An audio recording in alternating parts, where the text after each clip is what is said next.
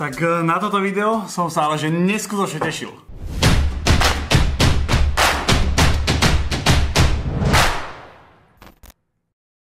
Dôvod je veľmi jednoduchý a tým je nová kamera. Pre tých, ktorí by ste nevedeli, respektíve ktorí neviete čítať, keďže je to napísané tu, je to Lumix S1H.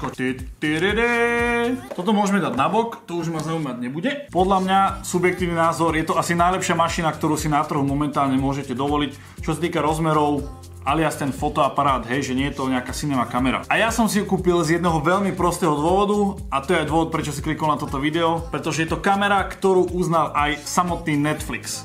Čo si myslím, že samo o sebe už je dosť veľké meno, takže si myslím, že krok vpred v roku 2022 som spravil, že naozaj brutálny. Ale horste, to nie je všetko. So samotnou kamerou by som toho asi veľa nenatočil, takže treba k tomu aj nejaké príslušenstvo. A keď hovorím príslušenstvo, myslím naozaj poriadne príslušenstvo. Odjakživa sa mi páčili také tie fotoaparaty, ktoré na sebe mali ten obrovský rík. No a povedal som si, že niečo také si môžeme teda aj vyrobiť. Samozrejme nebudú to žiadne DIY veci, všetko sú to veci, ktoré sú normálne, že profesionálne zariadenia, to znamená, že nebudem tu nič také vyrábať. Screw and Hex Key Storage, to je v podstate taký plát, kde vlastne máte všetky odložené šroby lomeno náradia, ktoré kebyže potrebujete akýmkoľvek spôsobom použiť, je to tu, je to super vec, stojí to pár euro. Poriadny HDMIčkový kábel, tento HDMIčkový kábel má stál asi 65 euro, 70 euro. Ešte na Kanárskych ostrovoch je to od Atomosu, aby to dokázalo cez to HDMIčko pretiahnuť naozaj všetko, čo sa dá. No, povedal slovo pretiahnuť. Cage, čiže v podstate klietka, na to S1H, asi najpotrebnejšia vec. Bez toho by sme to v podstate nemohli vystavať.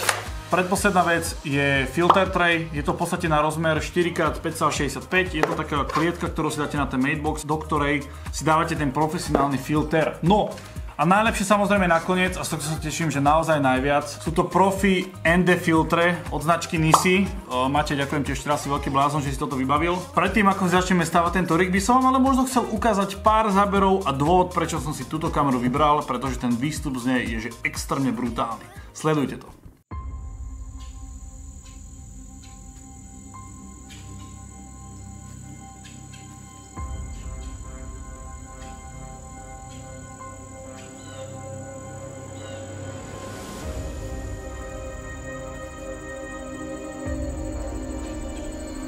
Pozor!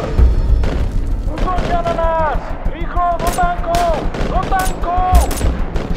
Okamžite všetci do tankov!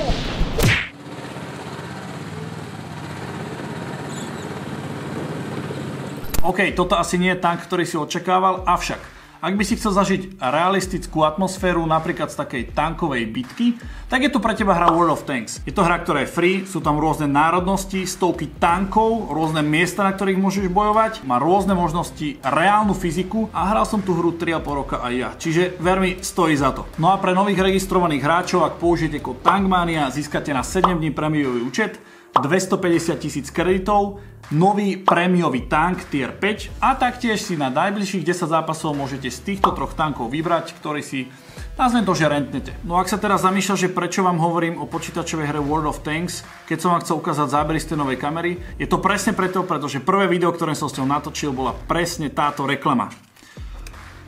Nič. Poďme bojovať. Poďme ale už na to stávanie rigu. Začneme, ak prídem na to, ako sa to otvára. Nechcem to tu... Dobre, idem porezávak. Je tu toľko krabič, že dúfam, že sa porežem aspoň 3-krát. Haló, poď už! Tu musím teraz použiť tento zázračný imbusák. Poď ty sviňa! Odmontujete tento imbusák, ktorý dúfam, že som teraz nestrhol závit. To je inak výborná vec, že tu máte magnetický, také v podstate malé očko, ktorým si viete dotiahnuť ten samotný šrob. To je brutálna vec, lebo vždy som to jak neandertálec zrobil iba mincov. Dobre, hlavný rig, ten v podstate máme, to je tá hlavná klietka, na ktorú budeme všetko v podstate ďalšie upínať.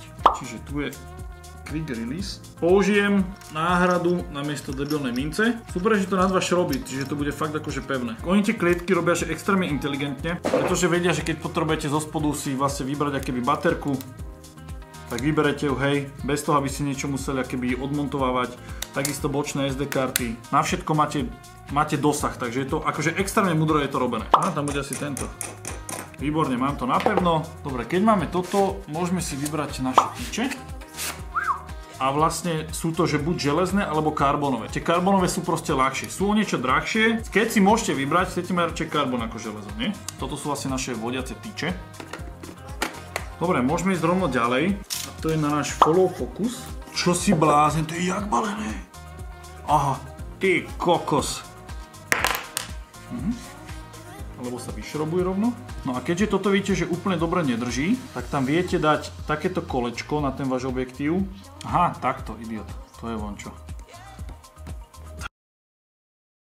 Ak sa teraz pýtaš, že prečo sa to video zastavilo, tak je to kvôli to zasrané pamäťovej karte. Natočil som si video a táto pamäťová karta nefunguje. To znamená, že by som ťa chcel dopredu upozorniť, všetko, čo sa tu stane, som už ja raz zažil, čiže akákoľvek emócia z mojej strany je všetko fake. Lebo ja som to celý ten gr videl, takže pokúsim sa to zahrať čo najmenej fejkovo a pokračujeme v stávaní nášho setupu na rok 2022. Martin, kľud. No, posledná vec, ktorú sme robili, bol follow focus a teraz idem otvoriť krabičku, ktorú som ešte v živote nikdy nevidel a je to... Matebox! Woo! Čo tam asi bude? Dobre, myslím, že stačilo prehnané emócie. Smorik tieto veci balí naozaj, že veľmi dobre. Nebudem to nejak extra odkecávať, čo tu bolo. Bol tu návod, ako ste mohli vidieť. Alebo nemohli, lebo im padla pamäťová karta. Máte tu rôzne tieto redučné krúžky, to znamená, že úplne v jednoduchosti vy ho našrobujete na ten váš objektív, samozrejme podľa veľkosti. Automaticky máte teraz na tom objektíve takú veľkosť, aký potrebujete vlastne ten matebox. Vy si ho v podstate na ten krúžok keby nasuniete, touto skrutkou v podstate dotiahnete. Je to veľmi jednoduché, máme matebox. Ja to tu trošku dosvietím, nech to ešte lepšie vidíte. No, máme to priamo takto spredu, však čo sa budeme hodiť. Takže to, čo ide momentálne namontovať, je v podstate taká podpora toho mateboxu, aby bol teda naozaj na 100% pevný. Ono sa to tiež montuje v podstate na tie vaše trubičky. Pokúsite sa neopačne ako ja. Neverím, že raz som to tu už stával a ešte sa v tom aj tak odžubem. A teraz do toho v podstate zašrobujete tú podporu, vybavené a dotiahneme si stred. Martin, do ktorej strany sa doťahuje? Tak, výborne. Pre tých, ktorí by ste nevedeli, na čo vlastne taký matebox slúži, nie je to iba, aby vám nešiel prach do objektívu. Do toho mateboxu idú takéto rámčeky, do ktorých sa dávajú filtre. Je to rozmer 4x5,65 palcov, hej. Došli mi, že také filtre. Sú to v podstate klasické ND filtre, ako poznáte, nie sú variabilné, ale vďaka tým rámčekom si ich viete v podstate skladať na seba. A došla mi 0,9 a 1,2, keďže mi to kamoš Matej už poradil, že tieto dva asi vybavení. Dojdu v takýchto obaloch, čiže v podstate vidíte presne aj z jednej aj z druhej strany, aký je to filter. Oni došli trošku lepšie zabalené, ale keďže toto video pretáčam, tak som ich iba tak dodatočne zabalil. To znamená, že tu máme, teraz sme si dali čo 0,9, opatrne ho vlastne sem chytíte, tak a týmto zacvaknete. Do toho mateboxu sa dáva následovne, v podstate iba chytíte, tak, cvakne a vybavené. Tieto filtre sú dosť drahé, lebo kúpite vy v podstate nejaké variabilné NDčko, ktoré si viete nastavať tú intenzitu. Strelím okolo 50-60 eur viete zohnať také použiteľnejšie. No a tento jeden filter, ktorý sa nedá nastavať intenzita, ale dajú sa skladať na seba, stojí cez 300 eur. Áno, nie je to najlacnejšie, ale sú to proste profi veci a keď sa cez to pozrete, síce nič nevidíte, ale nemali by ste farebné skreslenie. O čo v podstate ide, veľa takých lacnejších NDčok robí to, že keď to vlastne vydáte cez ten objektív, tak vám to buď zožltne, alebo ten obraz je rúžový, alebo v podstate máte tam také tie farebné odchýlky, ktoré vy tam nechcete. No a vďaka týmto filtrom proste to tam nebude, pretože sú fakt, že top. Môžete teraz spraviť to isté, že chytíte a nasuniete ďalší. Čo asi najbrutálnejšia výhoda toho mateboxu je, že vy v podstate tu máte takisto krúžok, na ktorý si môžete namontovať ďalší filter. To znamená, že ak máte napríklad black misty ako ja, tak si tam môžete namontovať ešte black mist, na to si dať NDčko, v podstate si to viete úplne že vyskladať podľa vašich potrieb. Poďme na jednu z posledných vecí, je to plate na V-mountovú baterku, to znamená, že zacvaknete V-mountovú baterku, dáte ho na tie kolajnice, vybavené. Z tej V-mountovej baterky toho viete napájať naozaj veľa, napríklad kameru, náhľadový monitor, ktorý bohužiaľ ja som nemôžem dať, pretože ho mám na tejto kamere. Dajme tomu nejaký, neviem, bezdrôtový prenos, v podstate čokoľvek, hej, vie to fungovať na viac zariadení naraz. Ale bohužiaľ tu ešte nemám, pretože tie V-mountové baterky sú trošku drahšie. Ďalej, čo tu ešte mám, v podstate vrchný držiak. Je to také klasické uchopenie, aby ste tú kameru vedeli držať z vrchu.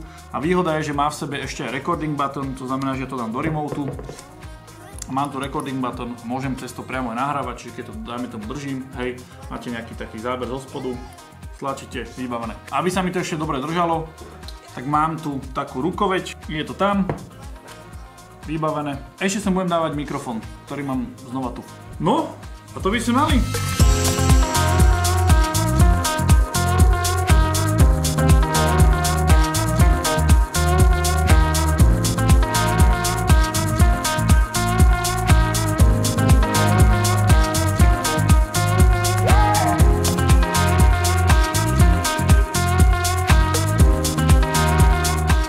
Toto je môj setup na rok 2022. Je to extrémny upgrade oproti tomu, čo som mal a mega sa na tento rok teším, keďže sa bude točiť s týmto. Zároveň by som chcel poďakovať Focus Nordicu, Smallrigu a značke Nissi za tieto brutálne filtre, celý rig a za všetko, že sa to podarilo v podstate dať celé vďaka nim dokopy. Máte vďaka aj tebe. Takže veľmi rýchle zhrnutie, mám tu Panasonic S1H, k tomu mám Sigmu 35-1.4, pevné sklo. Na to mám v podstate nahodený matebox, ktorý má ešte podporu na kolaniciach. Mám k tomu dva filtre, klasické MD-čkové 0,9 1.2. K tomu mám follow focus, manuálne ostrenie, jednu poriadnu rukoveď do ruky a držiak na Vemantovú baterku. Plus ešte držiak na rukoveď, ktorý má zároveň aj recording. Takže ja si myslím, že je rig ako má byť. Zároveň mám to tak múdro správne, že keď odmontujem tú podporu toho mateboxu, tak mám toto na rýchlo opinak. Do popisu samozrejme napíšem všetky tieto súčiastky, keby sa chcel inšpirovať a vytvoriť si veľmi podobný rig. No ak by si nevedel ako, tak mi kľudne napíš či už do komentárov alebo na Instagram, tiež bude v popise a ja ti kľudne poradím, čo vybrať, na čo sa zamerať, aby si bol spokojný aj ty. Ak sa ti toto videjko páčilo, určite tam bacni nejaký like, hoď odber, ak ho ešte nemáš a do komentárov už vieš, čo máš napísať. No a vidíme sa opäť pri streamoch alebo ďalších videách a malinko vám prezradím, že chystáme s Peťom jednu cestovateľskú sériu. Tú sériu budem točiť týmto.